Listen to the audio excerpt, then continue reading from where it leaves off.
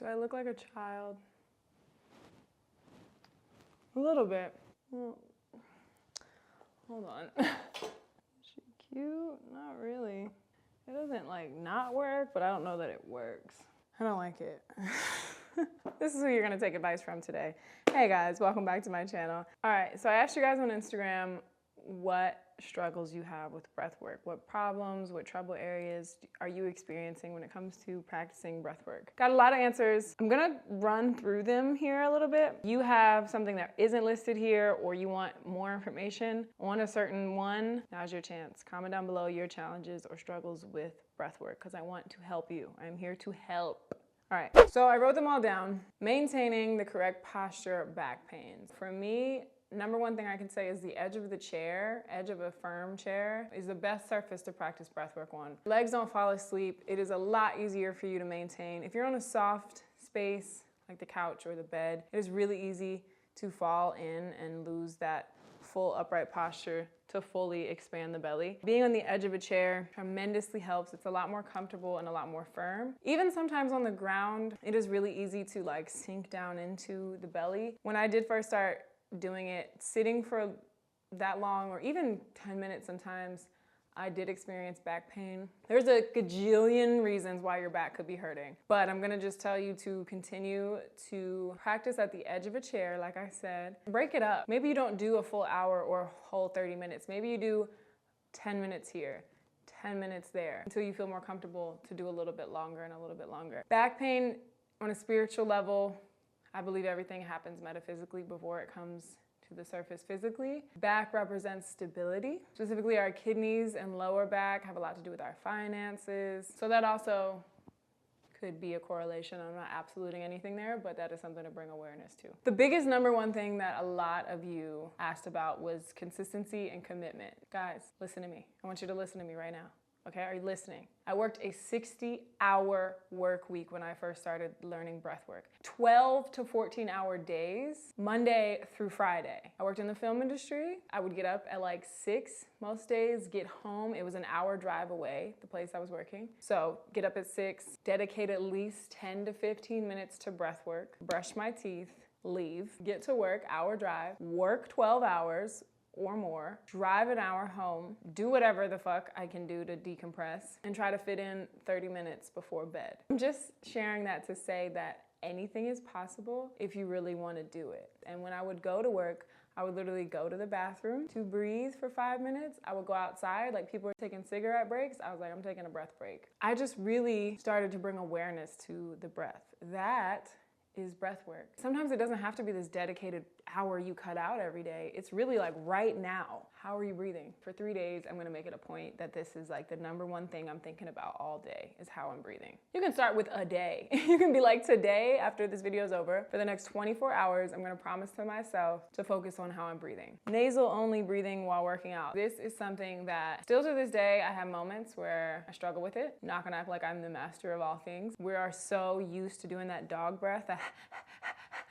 instead of the God breath through the nose. I do allow myself, I will say, to breathe out of my mouth during certain workouts. In on the rep, out on the rep.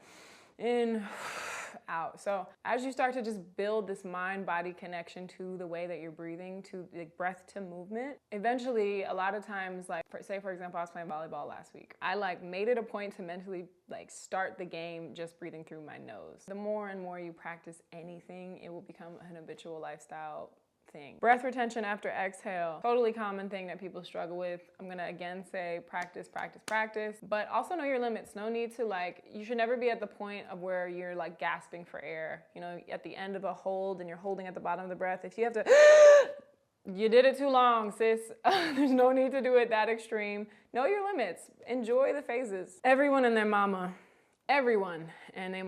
does not notice how much they hold on to their breath. That is probably the number one thing I hear from clients and students is like, wow, I didn't even realize how much I was holding on to my breath. Sis, bro, we all do it. Bring awareness. That is breath work. We always say big breath in, but big breath out, maybe if not more important than the big breath in. CO2 and O2 gotta balance so that your body can actually properly receive oxygen. So you gotta properly exhale, let go, to receive. Focus on exhaling a little bit more. A lot of times it's like, deep breath, y'all. What was that, 2 seconds? We're gonna do it right now together because I want to. Breathe in, 1, 2, 3, 4, 5, 6. Pause. Keep pausing. Slowly exhale.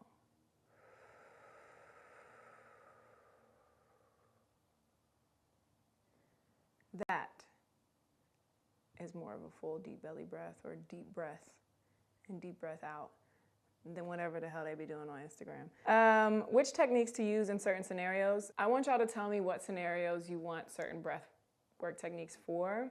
I'm gonna tell you in general though, extended exhale is always great. It's great for anxiety. It's the cooling breath. Breathing in through your nose and out through your mouth, like as if you're blowing through a straw, that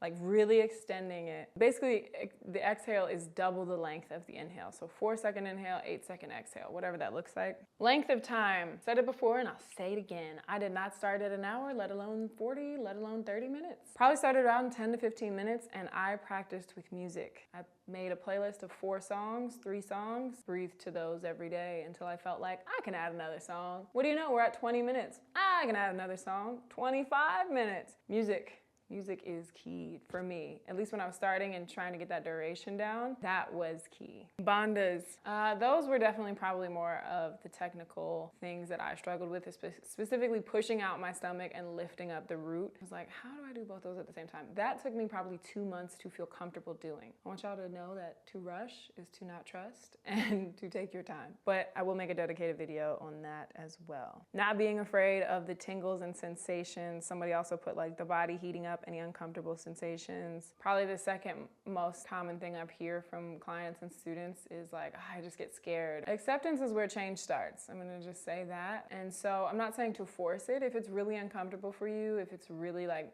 you know, you're going to pass out, I'm not encouraging that by any means. I'm just saying that like, you're afraid of you. It's just you and you. It's just you and your breath. There's nothing attacking you. There's nothing, you know, it might be releasing fear. Yeah, there was definitely, oh my gosh, there were some moments. I remember even like filming a couple breathwork videos for like my courses and stuff. Shameless plug, 6-week course now available. I was scared. I was like, oh, what is this? What is this? But it's all you. All the visions you may see in your head, all the things you're like feeling is you. Granted, there's definitely times where I like pause, open my eyes, and I'm like, okay, what the fuck? I'm not ready. And that is totally okay. I'm here to tell you that is totally okay. Acceptance is where change starts. Questioning if I'm doing it wrong, not knowing who to follow or how to necessarily start. Who to follow would be you or God or source or whatever thing you want to insert there. The breath literally leads you. So our breath is like our currency, if you will. It is the basis of life. When you spend a lot of time in that space, I think that does build that trust within yourself. At least I can personally say for me it has. So by all means, like you can sit here and watch this video and follow all these people on Instagram, but like nobody knows you better than you. So that being said, questioning if you're doing it wrong is totally normal. Again, 2, maybe 3 months until I was like, I think I'm doing it right. I took a year until I actually like showed someone or taught someone what I was doing. How to start though, again, breath awareness. Somebody else asked maintaining breath awareness all day. It's just one of those like little subtle things you just gotta do. I know first thing in the morning, take a deep breath. Like before you even got out of bed, check your phone, like just breathe in through your nose. You might realize how much you weren't doing that while you were sleeping, because a lot of us breathe through our mouth while we sleep. But taking that first breath of the day, and maybe right before you go to bed, maybe start just there. Allow it to be the anchor throughout the day. Really think about it as a place for you to come back to. When you feel yourself drift, okay, let me come back to the basics of life, breathing. I'm gonna also say that I do have a 7-day beginner's breathwork course. I have tremendous reviews on that I'm like so proud of. It is my favorite thing that I've ever created. I wish it existed when I was first doing it. It teaches you how to diaphragmatically breathe, and it does it gradually. So like the first day is only 20 minutes. I think the second day is like 30 minutes.